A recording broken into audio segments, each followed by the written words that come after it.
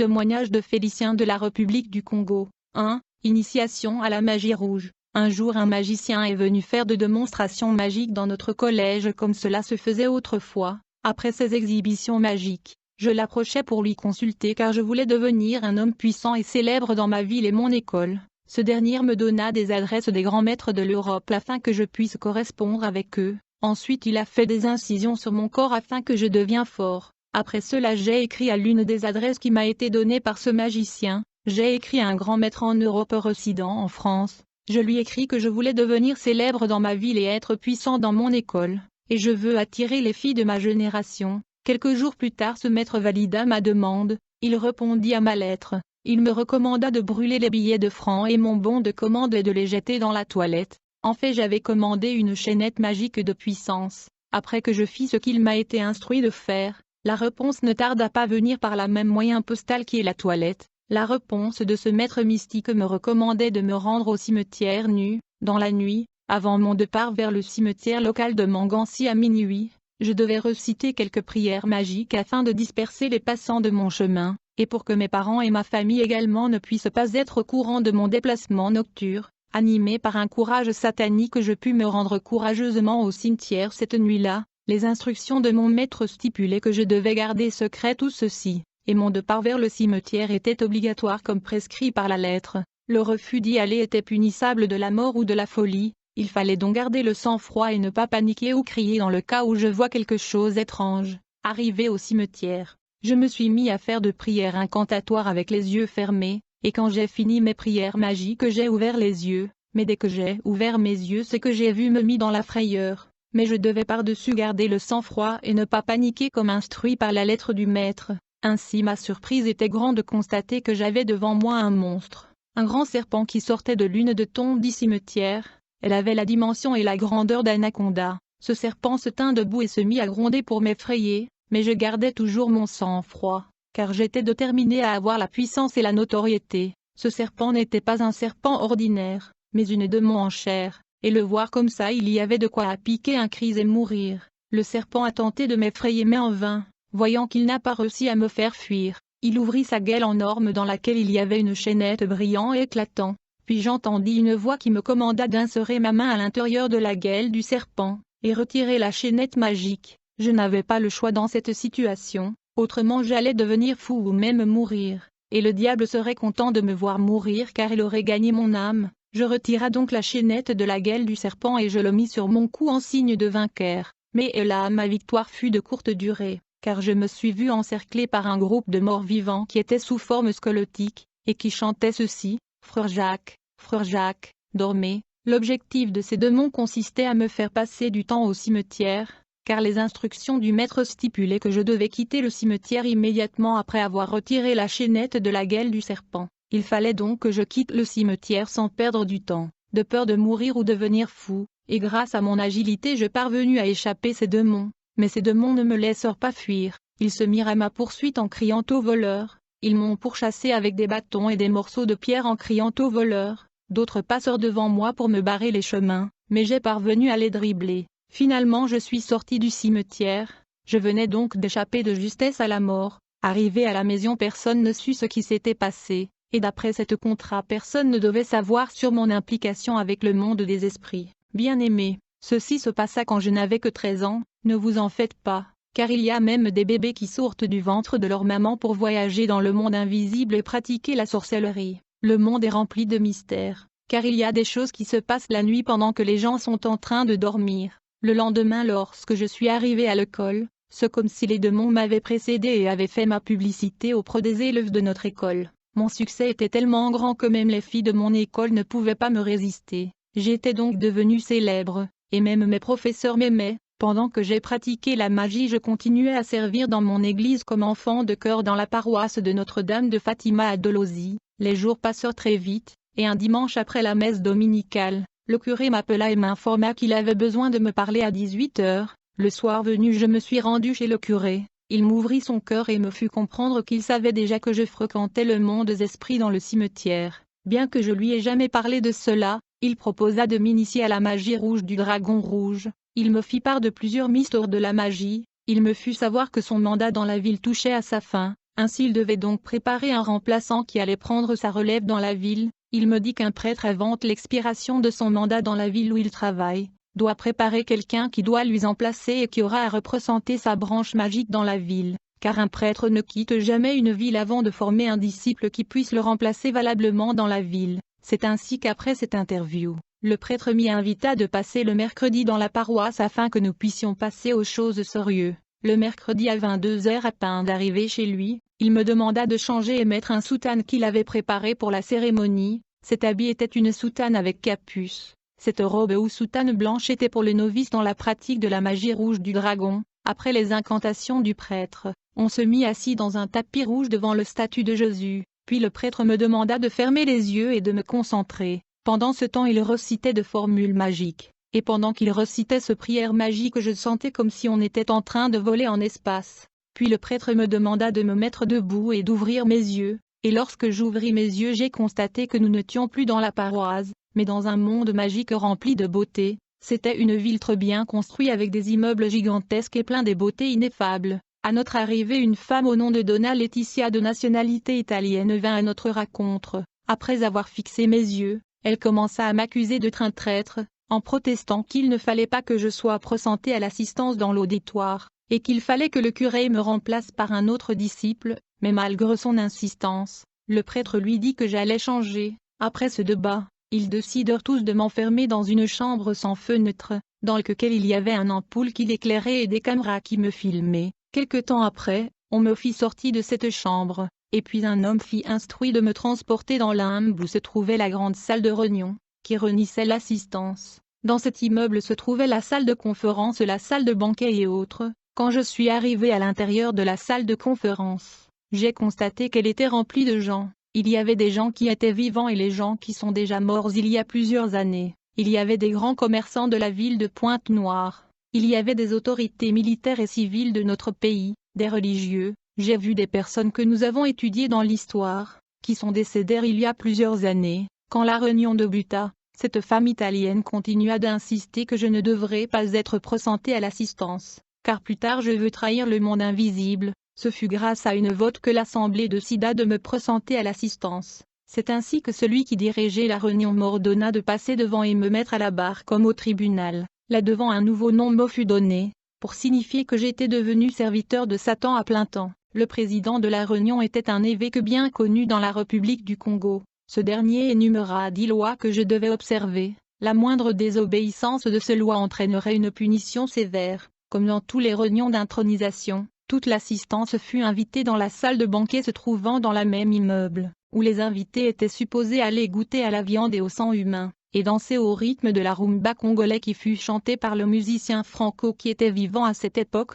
Afin l'évêque qui dirigea la réunion s'approcha de moi, et me donna un livre contenant plusieurs prières magiques destinées à invoquer des esprits démoniaques et autres puissants démons comme la reine Farida. Il me conseilla de garder secret ce que j'ai vu et entendu dans le monde invisible, de peur de devenir fou ou de mourir. C'est de cette façon que commença ma carrière dans la magie rouge. Après quelque temps, je me rappelle à la veille de la rentrée scolaire mon père m'amena au marché pour m'acheter des objets classiques, afin de préparer ma rentrée scolaire. Mais à quelques mètres du marché j'ai entendu une voix en moi, me rappelant qu'il fallait s'abstenir du marche comme prescrit dans le 10 commandements qui régissaient ma vie mystique de peur d'être puni. Cela faisait partie du 10 lois que je devais garder. Mon père n'a pas compris pourquoi j'évitais le marché, alors je lui ai trompé en lui disant que maman m'avait déjà acheté tous les objets classiques, alors que cela n'était pas le cas. Alors papa me remit l'argent pour que j'achète la tenue de l'école. J'ai pris cet argent, j'ai le dépensé dans d'autres choses, sachant que j'allais consulter la reine Farida afin qu'elle puisse me procurer de tous les objets classiques dont j'avais besoin. Lorsque la reine apparut, elle me demanda ce que j'avais besoin. Je lui fus savoir ce que j'avais besoin. Avec claquement de mains ses servants m'amena tout ce dont j'avais besoin comme objet classique et même la tenue de classe. Cette dame satanique était devenue comme ma mère. Elle trouvait des solutions à tous mes problèmes, et elle prétendait qu'elle m'aimait. 2. Ma rencontre avec les sorcières. Quelques mois après je commençais à avoir de problèmes avec mon père, ce qui m'irrita jusqu'à un point où j'ai eu des problèmes avec le monde invisible, car le 10 commandement stipulait que je ne devais pas me mettre en colère. Dans mon enfance je détestais les sorcières. Il arriva qu'un jour le président de notre paroisse de Notre-Dame Fatima voulait tuer un garçon qui servait dans le chœur des enfants. J'étais informé de cette situation par des démons, et la même nuit que le président de la paroisse devait exécuter le garçon qui était son propre fils, je lui empêcha, et il ne pouvait rien contre moi parce que son pouvoir était inférieur. En fait, il n'était qu'un sorcière, mais moi j'étais un sataniste. En conséquence, cet homme qui était le président de notre paroisse et chef de sorcières commença à me haïr. Sa haine était tellement évidente que les gens ne pouvaient pas comprendre de quoi il s'agissait, ils ne pouvaient pas comprendre qu'il y avait un conflit nocturne entre lui et moi. Pendant ma vie magique, aucun de mes parents ne soupçonnait mon appartenance à la branche de la magie rouge parce que j'étais doux et docile. Plus tard, j'ai commencé à avoir un problème avec mon père qui était un sorcier bien connu dans la communauté. Il avait un totem de crocodile. À la maison nous avions un jouet qui était un avion en bambou, mais dans la nuit, ce jouet se transformait en avion mystique que mon père utilisait. En fait, il y avait un aéroport mystique derrière notre maison. Notre conflit a commencé lorsque mon père est devenu incapable de quitter son corps pour voyager dans le monde spirituel. Mon démon l'empêchait d'embarquer dans son avion mystique. Comme conséquence, je n'étais plus tolérée à la maison. Un jour après l'école, je suis entrée à la maison, et j'ai découvert que mes vêtements étaient brûlés par mon père, car ma présence l'indisposait. Ainsi il fallait que je quitte sa maison. Après ce malentendu entre moi et mon père, je m'étais mis en colère, et ce colère avait beaucoup dérangé le monde invisible. Alors la reine Farida me convoqua par téléphone mystique, et lorsque je suis allée à sa rencontre, elle me mit au courant de ma transgression, et elle me fit savoir qu'elle n'était pas contente de moi, et pour apaiser sa colère elle demanda que je puisse sacrifier pour elle le bébé que ma marâtre avait eu avec mon père. Cet sacrifice devait calmer la colère de cette reine démoniaque. Puis la déesse me demanda de visiter mon maître le prêtre catholique romain afin que je puisse payer pour ma transgression. À mon arrivée dans la ville de Dolosio habitait le prêtre. Le curé me reçut à bras ouverts, mais seulement il était déçu du fait que j'avais transgressé l'une de 10 commandements. Le prêtre me dit, pour implorer la grâce du grand maître Satan je devais faire une neuvaine. Cela veut dire 9 jours de jeûne sans manger ni boire. Dans le paroisse, après cela je devais offrir 9 enfants au diable. Dès que les 9 jours de jeûne furent accomplis, le curé m'y invita dans son logement pour voir ce qu'il faut faire, je veux dire pour m'aider à sacrifier ses enfants à Satan. Alors le prêtre mit en place une organisation de charité pour la distribution de nourriture et de vivres aux enfants, allant de 2 à 12 ans comme cela coutume dans les églises catholiques. Donc chaque lundi on allait distribuer de la nourriture, du riz, du sucre, du lait, de soja aux enfants, et pendant que les enfants étaient alignés, je devais donc poser ma main droite sur la tête de l'enfant qui sera la prochaine victime. Par conséquent 9 de ces enfants sont morts au fil du temps. Je regrette d'avoir tué des enfants innocents. Nous devons comprendre que derrière les nombreux organismes de charité de l'Église catholique romaine il y a des sacrifices humains. Je vous conseille de ne jamais permettre aux catholiques de tenir une masse de mort pour un membre de votre famille. En fait, pendant la messe de mort, le prêtre asperge de l'eau bénite sur le cercueil pour capturer l'âme de la personne décédée. Et l'eau bénie si appelée se transforme à une rivière massive dans laquelle l'âme de la personne morte est coincée. Maintenant la question est de savoir, où provenait le lait, le riz et d'autres produits alimentaires qu'on distribuait aux enfants? J'aimerais que la réponse nous fasse réfléchir. Souvent avant la distribution des vivres, on s'enfermait dans un local qui ressemblait à un dépôt, et le prêtre faisait des invocations pour demander tout ce dont nous allions distribuer aux enfants le lundi. Comme résultat de ce prière magique, la toiture s'ouvrait et les tonnes de vivres et différents produits alimentaires descendaient, comme s'il y avait un groupe de travailleurs invisibles qui les faisait sortir d'un avion cargo invisible, et les entasser dans le local qui nous servait du dépôt. Ainsi ces choses provenaient du monde de Satan, lui qui ne donne pas aux humains gratuitement. Il fallait donc des sacrifices en retour. Le diable ne donne pas gratuitement. Quand il donne il prend plus que ce qu'il a donné, c'est pourquoi les enfants sont morts. Et donc j'ai réussi à payer 9 femmes à la déesse Farida. Nous voyons toujours des prêtres catholiques donner des dons et des biens dans des actes de charité, mais personne ne sait d'où proviennent ces biens. La charité catholique est hypocrite, c'est une autre façade de la méchanceté. Il est vrai que les prêtres ont des voitures, des appareils et ils font des dons, mais les gens ne savent pas d'où proviennent ces articles. 3. Ma première participation au sommet mondial annuel de satanistes dans le monde parallèle dans le sous-sol de l'Inde. Un jour, le prêtre m'a demandé de l'accompagner dans la paroisse afin que je puisse l'accompagner à la réunion annuelle qui a lieu dans la fin d'année. C'était le 24 décembre 1985, vers le milieu de la nuit. Le prêtre me dit qu'il fallait passer aux choses sérieuses. Ceci était juste après la messe de Noël à 23h vers minuit. Nous sommes allés au cimetière local de Moupep. Nous savons qu'un cimetière est l'une de portail vers le monde parallèle de Satan. Ce fut à partir du cimetière que nous avons pu voyager au sous-sol de l'Inde pour assister au sommet mondial et annuel de satanistes. Le royaume satanique en Inde n'est pas visible à l'œil humain, c'est un royaume spirituel, c'est là le siège du gouvernement mondial de Lucifer situé géographiquement dans le sous-sol du pays de l'Inde. Après invocation, le prêtre me demanda de trouver la tombe d'une personne masculine. Une fois cela était fait, il fit une prière magique et la personne se leva de sa tombe, et je pus m'entretenir avec lui. Puis je me suis allongé dans sa tombe et nous lui avons recommandé de garder mon corps durant mon voyage en Inde. Quand je me suis allongé dans son cercueil, mon esprit est sorti de mon corps, et j'ai atterri en Inde pour assister au rassemblement mondial de satanistes. C'était le rassemblement de satanistes du monde entier. Il y avait des footballeurs populaires, des stars du cinéma, des leaders politiques bien connus, des célébrités musicales, des anges déchus, des démons supérieurs et des principautés. Des nouveaux venus comme moi devaient être présentés à l'assistance. Et c'est dans ce genre de rassemblement qu'étaient déterminés des événements mondiaux majeurs qui se produiront dans le monde au cours de la nouvelle année qui allait commencer. Ainsi on décidé et déterminé en avance l'essor des événements politiques, sportifs, commerciaux. Cet rassemblement mondial satanique a lieu chaque année du 24 au 31 décembre. Le changement de régime politique et les résultats des élections sont décidés dans ce réunion en avance. Les événements économiques et commerciaux sont également abordés. Le résultat sportif et les résultats des championnats sont également décidés et déterminés en avance.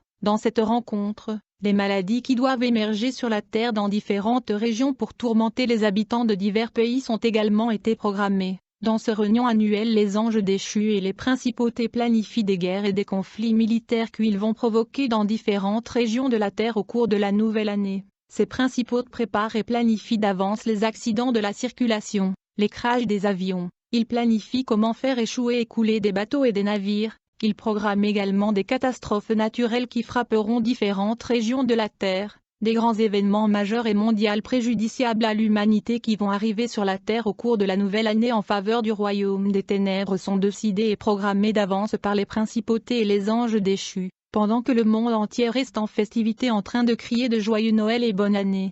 Au lieu d'être en prière, dans ce rassemblement le choix de présidents de différents pays du monde sont décidés. C'est dans ce rassemblement que je pris connaissance du changement de régime politique qui aura lieu dans mon pays. Car j'ai vu les anges déchus et des principautés décider l'arrivée de la démocratie dans mon pays et la dévaluation du franc CFA. Dans ce rassemblement de satanistes et des démons nous avons discuté aussi de la guerre en Angola. Nous avons décidé d'envoyer des soldats invisibles pour continuer à aider le chef rebelle. Son armée était moins que celle du gouvernement officiel, mais il progressait toujours parce qu'il était aidé par des démons qui se battaient de son côté. Je conseillerais aux chrétiens de prier pour la paix dans leur pays. De nombreux conflits politiques et militaires sont décidés et programmés dans le monde invisible pour arrêter l'œuvre de Dieu. L'évangélisation est pour emporter la paix autour du disciple du Christ. Le royaume des ténèbres se réserve le droit à un pays qui a demandé de l'aide à la Banque mondiale. L'épidémie du sida fut également discutée. Je profite de cette occasion pour demander aux enfants de Dieu de ne pas se disputer ou de débattre du problème du football ou du sport.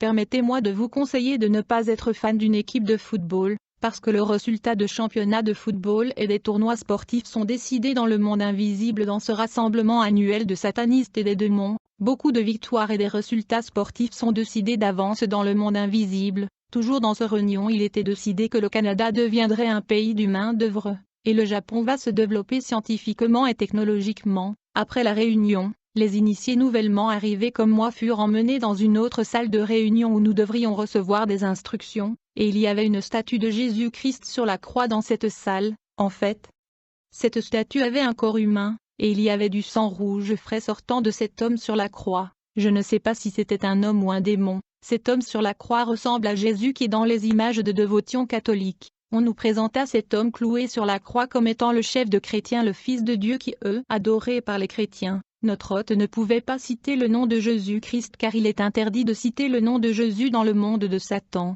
Puis il nous incita de flageller le faux Jésus qui était sur la croix. Nous avons été chargés de soumettre cet homme sur la croix aux abus et insultes. On nous poussa à lui fouetter, à cracher sur lui et à lui donner des coups de poing. Comme conséquence de ces traitements, cet homme sur la croix se mit à saigner encore plus. Cet acte symbolique posé par les nouvelles initiées était un acte blasphématoire du rejet de Jésus-Christ. Mais l'homme qui saignait sur la croix était un démon supérieur qui a pris la forme de Jésus.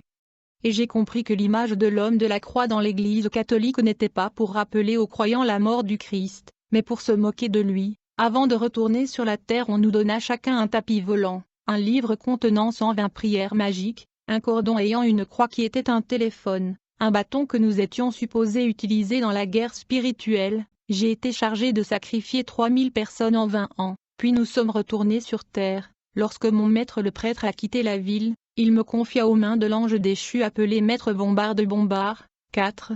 Mon échec dans la destruction d'une église en Allemagne. Plus tard, mon maître Bombard m'appela pour me dire qu'il y avait une église en Allemagne qui priait beaucoup, et cette église troublait nos programmes et perturbait nos activités dans le monde invisible. Alors il me confia la mission d'éteindre le feu de leurs prières. Sachant que j'étais victorieux dans toutes mes missions, j'ai pris mon tapis volant et j'ai voyagé en Allemagne à l'endroit où se situait l'église pour me rendre compte de faits. Une fois que je suis arrivé là-bas, la puissance qui émanait de cette église ne me permettait même pas de m'approcher. Je me suis rendu compte que j'étais impuissant contre ces croyants. J'avais honte de moi-même, cette défaite et l'échec étaient éclairants. Je ne pouvais pas comprendre le genre de pouvoir que ces croyants avaient. Je suis allé rapporter à mon maître l'ange déchu. Il me dit qu'il a essayé aussi d'attaquer cette église mais qu'il ne pouvait rien faire contre eux. Ceci était surprenant pour moi. Même mon maître l'ange était impuissant devant ces croyants, mais le diable est infatigable. Il essayera toujours de revenir encore et encore. 5. Ma première rencontre avec les francs-maçons.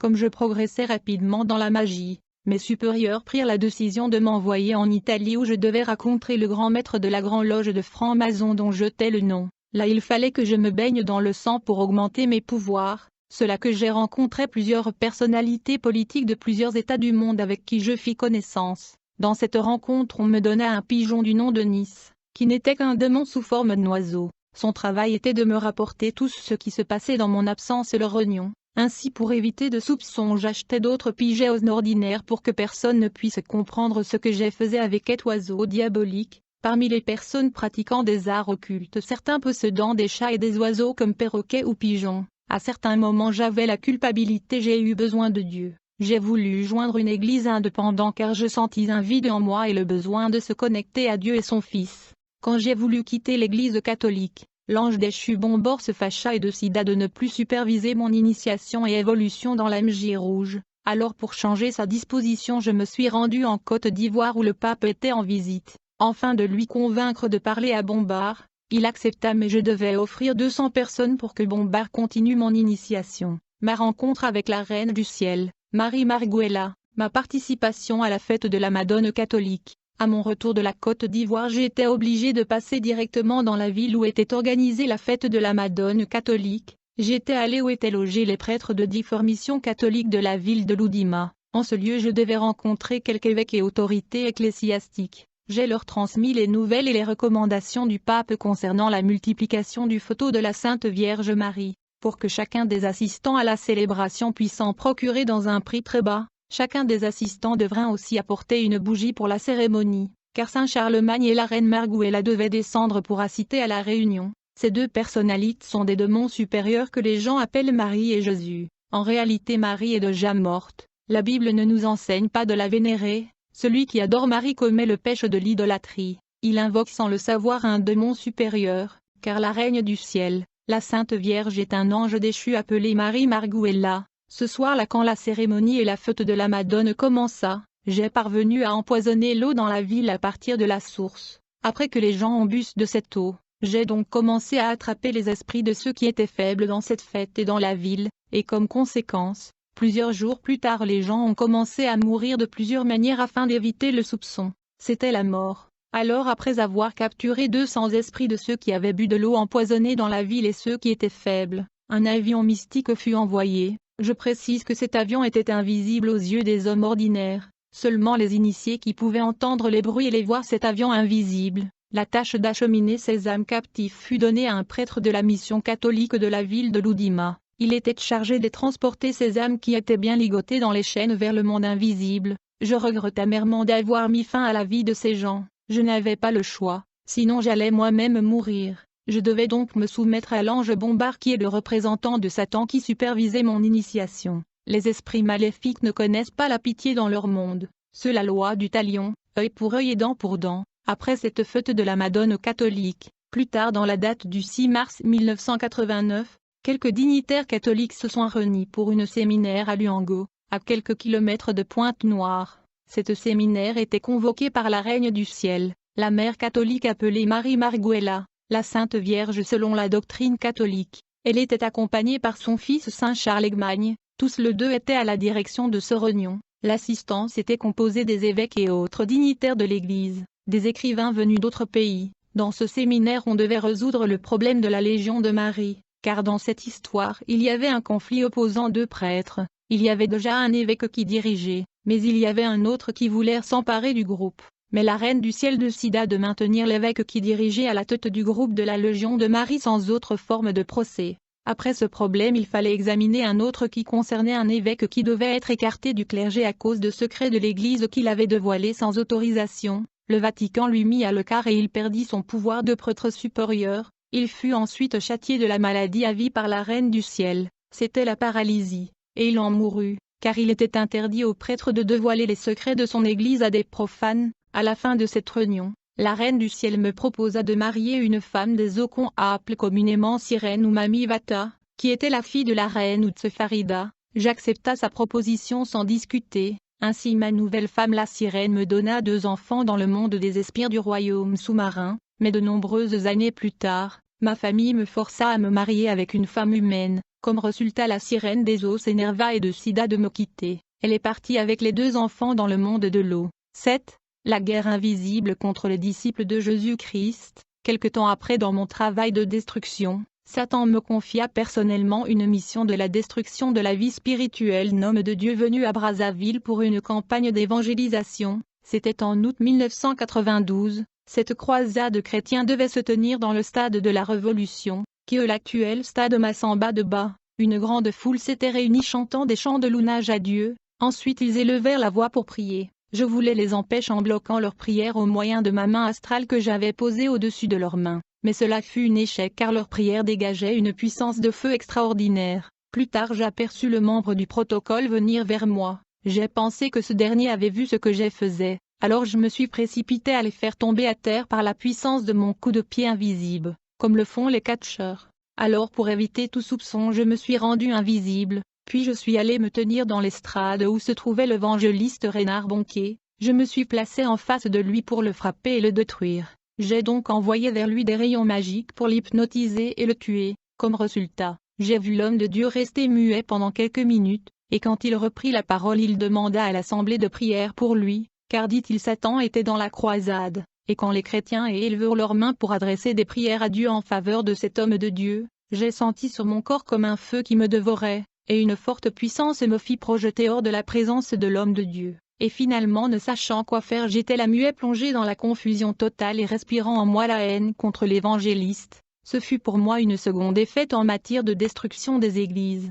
Si les chrétiens savaient ces choses ils ne seraient pas négligents en matière de prière et de la parole qui les garde des manœuvres du diable. Après cet incident je devais rencontrer mon maître Bombard de Bombard pour lui donner rapport de ce qui se passait. Il me conseilla de persévérer. Le lendemain à la même heure je suis rendu à la croisade pour y mettre le désordre et la distraction au milieu de la foule, et cela avait réussi parfaitement, car les gens étaient distraits, ils ne pouvaient pas se concentrer sur la parole qui était prêchée. Ce jour-là il y a eu seulement 2 cas de guérison, bien que je ne pouvais pas toucher l'homme de Dieu parce qu'il était entouré par les flammes de feu, j'ai quand même parvenu à causer les désordres dans ce campagne, car j'ai influencé la foule qui voulait à tout prix toucher l'homme de Dieu et cela a causé du désordre. Sachant que j'ai échoué dans ma mission qui consistait à tuer l'homme de Dieu, je me suis décidé de capturer quelques esprits faibles et les sacrifier à Satan en compensation. Et j'ai réussi à attraper 5 âmes que j'ai sacrifiées à Satan. À ce sujet je voulais donner un conseil aux enfants de Dieu d'être toujours préparés spirituellement quand ils se rendent à ce genre de rassemblement. Il faut toujours confesser ses péchés et demander au Seigneur de vous remplir du Saint-Esprit. Car tous ceux qui vont participer aux croisades et campagnes d'évangélisation ne sont pas tous des enfants de Dieu. Il y a aussi des agents du diable. Durant ce croisade je demeurais toujours à Brazzaville dans l'hôtel Méridien où j'étais logé, mais je ne pouvais savoir où était logé l'homme de Dieu car il était protégé par Dieu. Voyant que je ne résistais pas à le tuer, je me suis mis à la recherche de ceux qui faisaient la sécurité dans cette croisade. J'ai réussi à attraper 3 de ses frères qui étaient faibles. Cette même nuit je me suis rendu à l'hôtel Mambou Palace, où était logé le grand maître de la nature Lucifer, pour lui faire rapport de mon travail. Il me dit que parmi le protocole de l'homme de Dieu il y a une femme qui appartenait à une société secrète. Elle était cadre de la société Hydro-Congo à l'époque. Le diable me dit qu'il allait confier à cette femme la tâche de tuer l'homme de Dieu Renard Bonk. Chers frères et sœurs, le diable a pris soin d'introduire ses agents dans les assemblées dites de réveil, et ces dernières ont la mission de freiner les églises, de mettre les troubles et les divisions dans les églises tout en empêchant les vrais serviteurs de progresser spirituellement. Souvent les agents du diable ont tendance à travailler dans la commission de la direction de l'église, et veulent être élevés au rang de responsables de l'église. Ils ont souvent tendance à imposer leur volonté aux pasteurs. Dans la plupart des cas ces hommes et femmes ont toujours été des grands cadres des entreprises, et grâce à leurs moyens financiers ils arrivent à acheter la conscience des hommes de Dieu aveuglés par le gain matériel. 8. Mon voyage dans le monde sous-marin. Au fur et à mesure que les jours s'écoulaient, je voulais plus de puissance. Je voulais découvrir le pouvoir qui se trouve sous la terre, sous l'eau, dans les forêts et les montagnes. Un matin, j'ai appelé l'ange Bombarde pour lui informer de ma décision de visiter le monde qui est sous l'eau. Je devais normalement obtenir un visa chez un homme qui était un gourou d'une secte occulte charismatique à Pointe-Noire. Mais cet homme a refusé de m'accorder le visa, mais grâce à la permission de l'ange Bombarde, je fus autorisé à voyager dans le monde des eaux sans visa, car dans le monde des esprits c'est la loi du plus fort qui prévaut. Le soir je me suis rendu à la rive, au bord de l'océan Atlantique à Pointe-Noire, à l'endroit où se rencontrent la rivière Loya et l'océan. Après quelques incantations, une voie s'ouvrit et je pouvais descendre dans le bas-fond de l'océan, et après quelques mètres de marche une voiture fut apparition. Cette belle voiture est venue me prendre. Cette voiture me transporta dans une belle ville où se trouvait la résidence de la reine de côte de l'océan Atlantique. J'étais déjà dans le monde sous-marin sous l'océan. L'eau avait déjà disparu. Je ne pouvais voir que cette belle ville urbaine et métropolitaine qui était bien peuplée. La ville était grande et grouillante de gens. Après quelque temps la reine vint m'accueillir. Elle était accompagnée de belles jeunes filles qui m'ont emmenée dans son palais. Un vin d'honneur était servi pour mon arrivée mais c'était le sang humain. Alors la reine de côte me demanda au sujet de la raison de ma visite. Je lui ai dit que c'était juste une visite de courtoisie. Elle me demanda d'attendre un peu parce qu'elle recevait le Fils unique, qui est le pape qui visitait aussi le royaume des eaux ce jour-là. Alors que j'étais assis dans la salle d'attente, j'ai vu de nombreux hommes d'affaires qui sont dans le business de l'importation et exportation. J'ai vu des hommes d'affaires qui importent des marchandises de pays étrangers,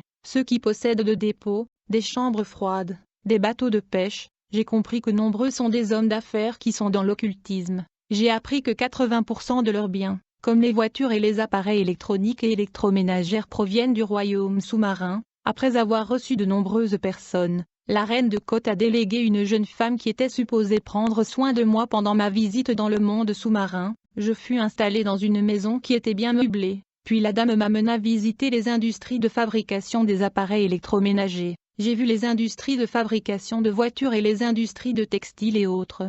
Ces usines et industries conçoivent toutes sortes d'articles, appareils et instruments que nous utilisons à la surface de la Terre. Ces vêtements et appareils ménagers conçus dans le monde des eaux ont des cachets, des signes et des sceaux qui envoûtent les humains qui les utilisent. Après avoir visité les industries et des usines, je fus emmené dans un endroit qui ressemble à une prison, et j'ai vu beaucoup de gens enchaînés. La jeune fille qui m'a accompagné a déclaré que ces personnes étaient le serviteur du maître de la nature Lucifer, mais ils ont échoué dans les différentes missions et affectations que le maître Lucifer les avait confiées. C'est pourquoi ils sont emprisonnés ici. Quelque temps plus tard, le jeune dame sirène me conduisit dans une très grande salle, où il y avait des machines et des appareils très sophistiqués capables de torturer et de couper les têtes de gens. J'ai vu des machines qui étaient mises en place pour extraire la graisse du corps de cadavres humains. Ces machines étaient aussi en train d'extraire le sang et l'eau du corps de cadavres. La jeune femme sirène m'expliqua que l'eau extraite des corps de victimes est envoyée au Vatican. Cette eau est mélangée à l'eau naturelle et à d'autres substances pour devenir ce qu'on appelle l'eau bénie, puis il est envoyé dans les paroisses catholiques du monde entier. La dame a déclaré que la graisse extraite des corps de la victime devient de l'encens, en particulier l'encens benjoin contenant un puissant pouvoir magique. Les têtes de victimes sont broyées pour concevoir l'encens du Lourdes, utilisé par les hommes d'affaires pour la prospérité. Il y a aussi l'encens de Jérusalem conçu à partir d'autres parties du corps humain. L'encens de Nazareth utilisé par les prêtres sont aussi fabriqués à partir d'autres parties du corps humain. Après cela, la jeune fille m'amena visiter un endroit qui ressemblait à une ferme. J'ai vu de nombreux animaux comme de porcs, de bœufs et de la volaille. J'ai demandé à la dame à propos de ces animaux et quel était leur but. Elle me dit, à moins que je vous explique, vous ne pourrez pas comprendre. Comme la fille parlait, je savais dans mon cœur que ces animaux et bétail dans la ferme étaient des êtres humains victimes de sacrifices humains. La dame me dit que 70% de la nourriture et de la viande que nous mangeons à la surface proviennent du royaume sous-marin. Elle a déclaré que les nombreux hommes d'affaires que j'ai vus dans la salle d'attente reçus par la reine de Côte sont leurs associés. Une grande partie de ce qu'ils vendent provient du monde marin, et ils les mélangent avec d'autres stocks venant d'Europe et d'autres parties du monde.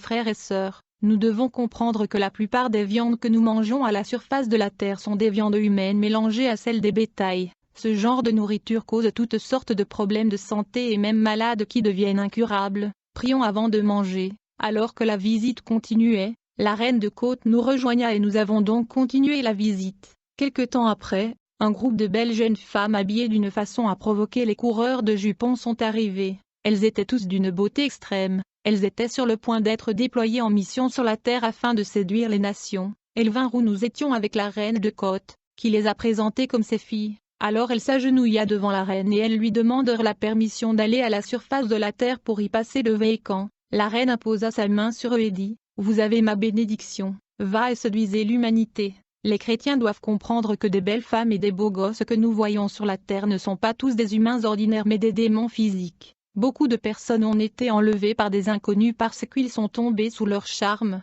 et sont capturés et transportés vers le monde sous-marin. Beaucoup de personnes tombent victimes et deviennent portées disparues en raison du manque de contrôle sentimental, et ils finissent dans des prisons sous-marins du royaume des eaux. Beaucoup de démons viennent du monde de cimetière et du monde sous-marin, ils ont la ressemblance humaine. Ils ont la beauté et l'argent, de bonnes voitures, et beaucoup tombent victimes de leur charme et sont séduits par leur argent. Lorsque ces jeunes femmes sirènes sont montées à la surface de la terre, nous sommes allés visiter les usines et les industries de conception de tissus comme le superwax, le velours et le supercamp. La reine de Côte m'a également parlé des compagnies d'exploitation du pétrole dans l'océan Atlantique. Elle m'a dit qu'aucune compagnie ne peut exploiter le pétrole dans l'océan Atlantique sans son autorisation. Une fois qu'une compagnie signe un accord avec elle, elle se charge de conduire les personnels de cette compagnie vers les sites et foyers inexploités où il y a du pétrole sous l'océan. Bien-aimés, je voudrais dire que nous devons toujours remercier le Seigneur avant de manger en raison de la nature de la nourriture de ce monde. Beaucoup d'hommes d'affaires sur le marché sont agents du diable, donc quand vous allez au marché et vous voyez la foule entourant un vendeur particulier, il faut l'éviter. Beaucoup de poulets vendus sur le marché sont des bébés. Après ma visite dans le royaume marin, je suis retourné à la surface de la terre avec beaucoup de cadeaux de la reine de Côte. 9. Mon second voyage au sommet mondial annuel en Inde. Comme il fallait toujours participer chaque année au sommet mondial de satanistes à la fin de l'année, j'ai voyagé dans la dimension parallèle afin d'assister au rassemblement annuel de satanistes en Inde, là où j'ai été nommé superviseur du grand marché des esclaves dans notre région. Permettez-moi de souligner qu'il s'agit d'un marché spirituel où sont vendus et achetés des âmes qui sont capturées par les satanistes, les sorcières, les prêtres catholiques, les pasteurs occultes etc.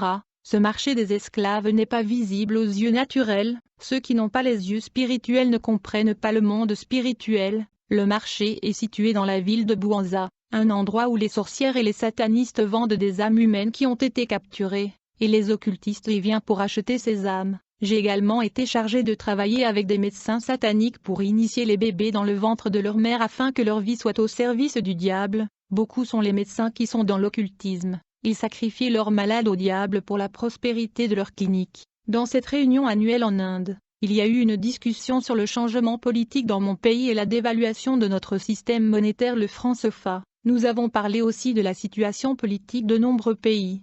Je voudrais souligner que les événements majeurs qui arrivent dans le monde sont organisés et prévus à l'avance dans le monde spirituel, qu'il s'agisse des pandémies, des troubles sociaux, des conflits armés, des guerres. Tous ces événements sont organisés et décidés à l'avance lors du rassemblement annuel de la fin de l'année. Lors de cette réunion, les anges déchus et les principautés organisent, planifient et programment des événements sociaux, politiques et civils qui se produiront de par le monde et dans chaque pays du monde. En fait, chaque pays sur la terre est gouverné par une principauté. Il s'agit là du véritable gouvernant ou leader qui gère ce pays, parce que les principautés sont les dirigeants des pays du monde, non pas le gouvernement physique et le président que nous voyons à la télévision. Ce sont les principautés qui décident des événements qui se dérouleront et se produiront dans leurs pays respectifs dans ce sommet annuel tenu en fin de l'année au sous-sol de l'Inde. qui est le siège du gouvernement mondial de Lucifer.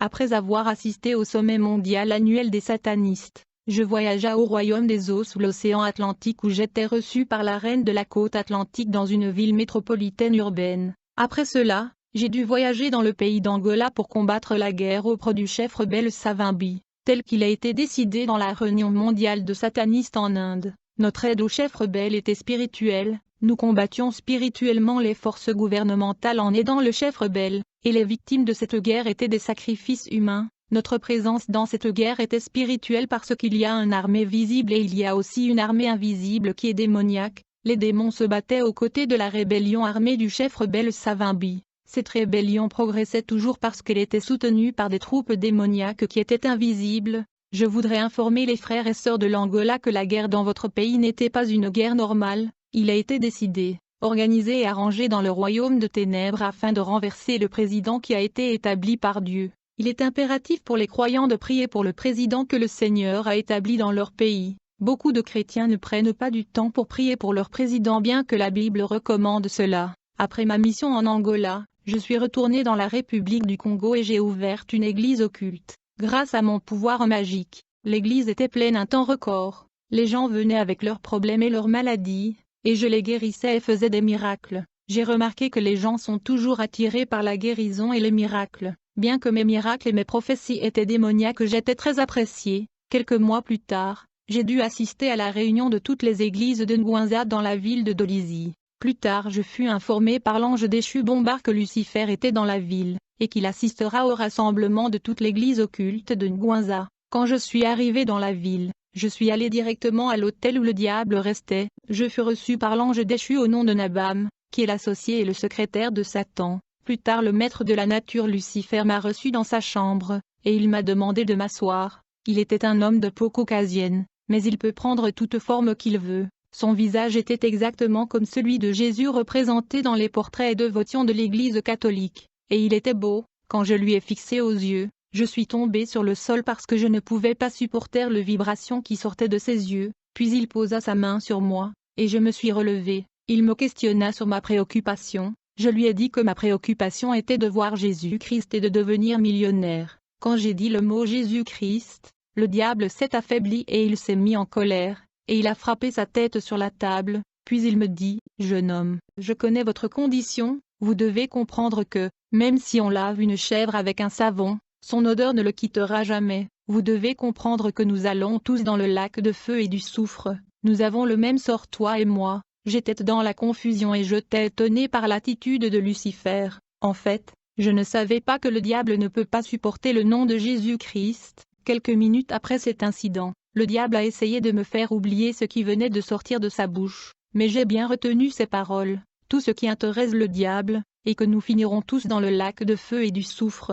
Plus tard le diable m'a béni et il m'a donné le pouvoir de régner sur les puissances démoniaques de l'enfer. Il m'a attribué 900 démons guerriers. Et il m'a commandé de faire la guerre contre l'Église authentique de Jésus-Christ. Le 24 décembre 1990, je me suis rendu dans le sous-sol de l'Inde, où notre convention annuelle de fin d'année avait lieu, afin de prendre des décisions sur le destin de divers pays du monde dans différents facteurs et aspects. Cet rassemblement mondial n'était assisté que par des satanistes à plein temps, des démons supérieurs et des principautés qui gouvernent tous les pays du monde. Le diable lui-même présidait cette réunion. Et pendant qu'il présidait cette réunion il prenait constamment différentes formes, et il se transformait en différentes bêtes horribles et grotesques, afin d'intimider et d'effrayer les participants. Lors de cette réunion annuelle de fin d'année, le sujet principal était la guerre et la bataille invisible contre l'Église de Jésus-Christ. Nous avons également parlé de la mort du chef de la fraternité blanche universelle qui n'avait pas pu obéir aux termes et conditions de l'alliance.